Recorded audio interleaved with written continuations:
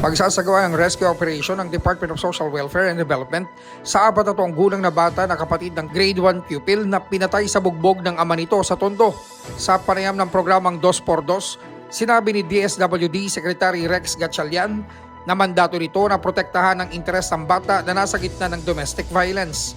Ayon kay Gatchalian, makikipag-ugnay nito sa DZRH maging sa Philippine National Police para alamin ang kwento ng 7 taong gulang na batang pinatay sa bugbog ng ama na nakilalang si Carlo Loren, 32 anyos, walang trabaho at nakatira sa Santo Niño sa Tondo, Maynila. Bawal yung ginagawa nila and mandato namin na protektahan ang mga hindi kaya protektahan ng kanilang mga sarili. Sana malaman ko lang yung details para pwede namin papuntahan kagad ng social worker at kung kailangan makipag-ugnayan kami sa lokal na pamahalaan para masampahan ng kaso. Ganito po actually bago po namin kayo makontak, kausap po namin yung aming reporter. Nandun po sa lugar sa Tondo kung saan may isang batang 7 years old po na napatay ng tatay sa bugbog, sa pambubugbog. Oo, ganun po Namatay yung bata? Namatay po. Namatay po yung bata, 7 years old. At sa kwento ho, Secretary, ng mga kapitbahay, mukhang pati yung nanay, nananakit din ng anak. Meron pa silang isang